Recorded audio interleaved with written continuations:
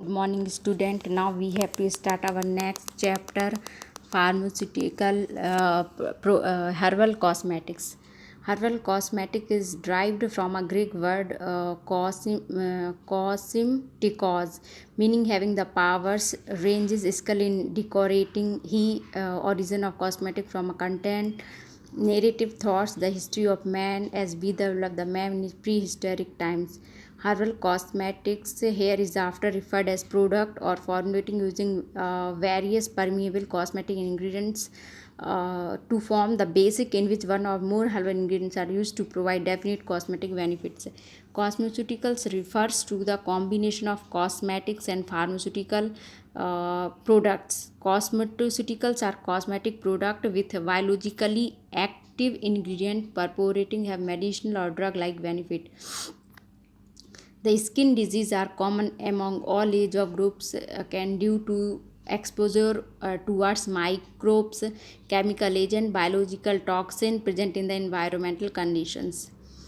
The skin and hair beauty of individual depend on the health, habit, routines, job, climatic conditions and maintaining. Some of the skin care due to excessive loss of heat due to the excessive loss of heat for uh, which we have to buy the products for a herbal drugs content. The science of Ayurveda has utilized many herb and floras to make cosmetic for the beautifications and protection from external environmental.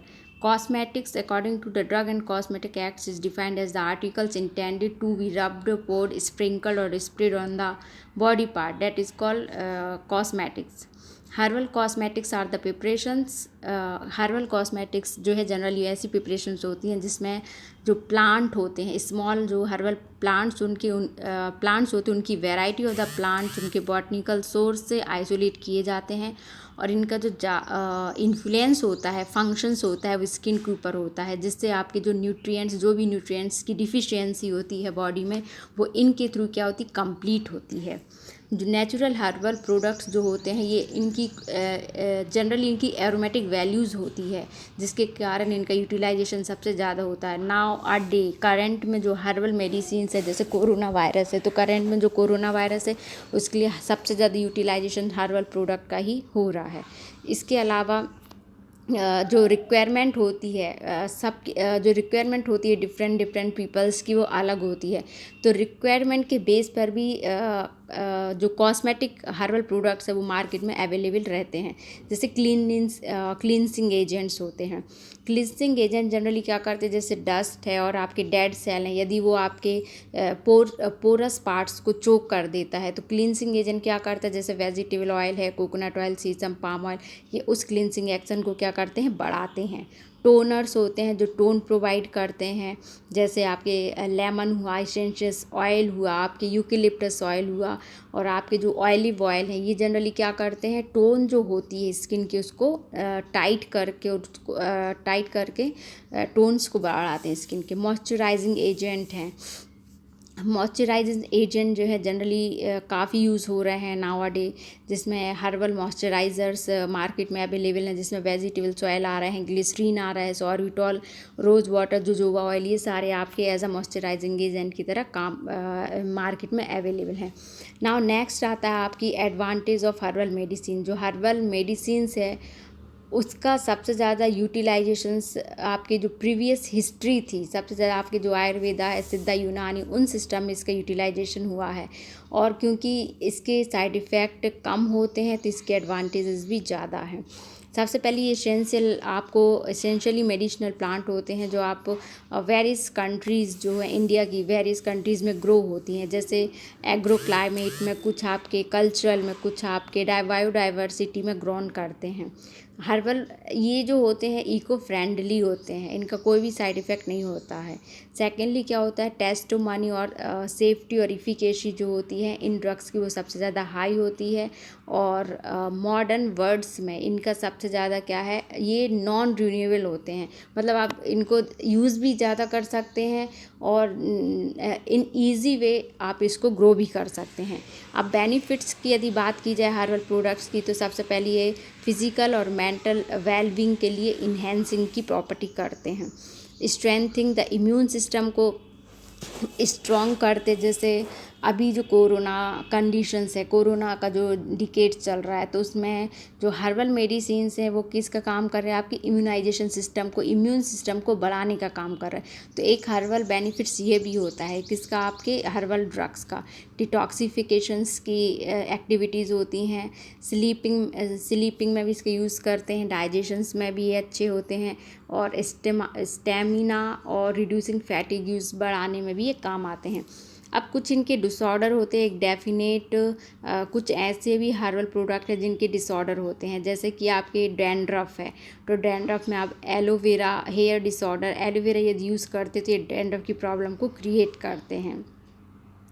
Hair fall भी कुछ जैसे hair fall की problem होती है, तो आंवला क्या करता है, उस हेयर फॉल की प्रॉब्लम को क्या करता है, प्रिवेंट करता। तो ये जो कस्टर्ड एप्पल है, ये लाइस की प्रॉब्लम को अलग करता है। तो कुछ ऐसे हर्ब होते हैं जिनका यूटिलाइजेशन से या यूज़ सबसे ज़्यादा होता है।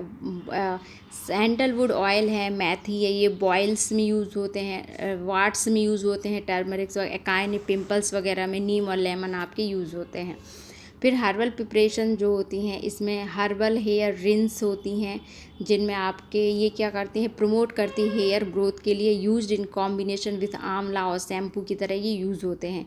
हेयर ऑयल्स होते हैं जिसमें अर्निका, हिना, सिकाकाई और हर्बल एक्सट्रैक्ट होते हैं। जनरली ये क्या करते हैं, create to prevent hair loss and promote luxurious hair growth.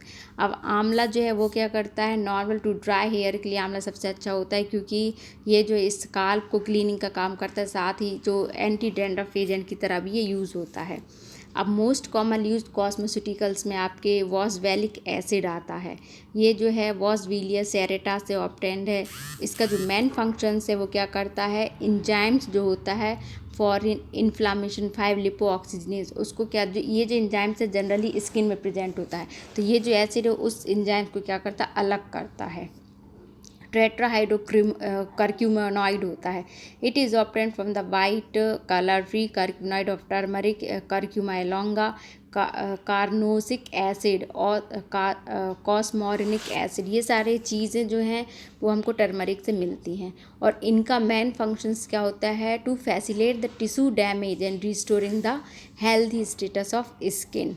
Retinoids आता है, तो रेटिनॉइड्स आपका विटामिन ए डेरिवेटिव्स होता है, और इसमें 2 मेन फंक्शंस ये होते हैं कि एक तो ये एंटीऑक्सीडेंट की तरह काम करता है, साथ ही एक्टिवेट करता है स्पेसिफिक जीन्स को और प्रोटीन फंक्शंस को, जिससे क्या होता है, फोटो डैमेज्ड स्किन होती है, बाय रिड्यूसिंग रिंकल्स को कम करता है, डिक्रीज लैक्सिटी, इन सब चीज़ों को ये क्या करता है, कम करता है। हाइड्रोक्सी एसिड भी होता है, जो हाइड्रोक्सी एसिड है वो ऑर्गेनिक कार्बोक्सिलिक एसिड है। दो इसमें क्लासिफाई किया, एक तो अल्फा हाइड्रोक्सी एसिड, एक बीटा हाइड्रोक्सी एसिड। इनके केमिकल और नेचुरल सोर्स अलग अलग होते हैं। जो AHA है ये glycolic acid, lactic acid, citric acid इनमें मिलता है, और जो BHA है ये एरोमेटिक होता है, और जनरली ये जो होते हैं ज्यूरेटिक और इकोटाइटिक डिसऑर्डर का काम करते हैं। नेक्स्ट आपके आते हैं एंटीऑक्सीडेंट और विटामिन सी। एंटीऑक्सीडेंट जो होते हैं जनरली रिएक्टिव ऑक्सीजन स्पीसीज़ होते हैं, और एंटीऑक्सीडेंट जो होते हैं ये इक्विलिब्रियम जो होता है प्रो ऑक्सीडेंट के बीच में और डैमेजिंग एजेंट के बीच में, इनके बीच में ये क्या करता है, एंटीऑक्सीडेंट इक्विलिब्रियम की कंडीशन को एग्जिट करता है, प्रोटेक्टिव एजेंट की तरह भी काम होता है। These antioxidants are intervene at different level in the productive process में भी ये हेल्पफुल होते हैं।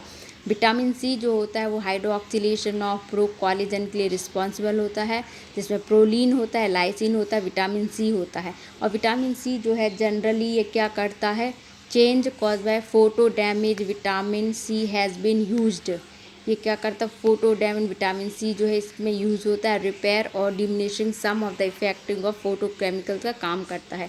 नेक्स्ट आता है आपका विटामिन ई। विटामिन ई जो है अल्फा टोकोफिरॉल होता है, ये मेजर लिपोफिलिक एंटीऑक्सीडेंट होता है प्लाज्मा मेम्ब्रेन में एंड टिश्यूज़ में। अब विटामिन ई जो होती है इसकी 8 नेचुरल ऑकरिंग मॉलिक्यूल्स होता है, उसका जो मेन रोल है वो क्या करता है, चेन प्रोपोगेशन में हेल्पफुल होता है, लिपिड परऑक्सीडेशन में यूज़ होता है, लिपिड परऑक्साइड रेडिकल्स होते हैं, और protecting the cell membrane from destruction से क्या करते हैं, मेंटेन करते हैं। So these are the today lectures that I have to completed. Student, first of all you have to watch the lecture.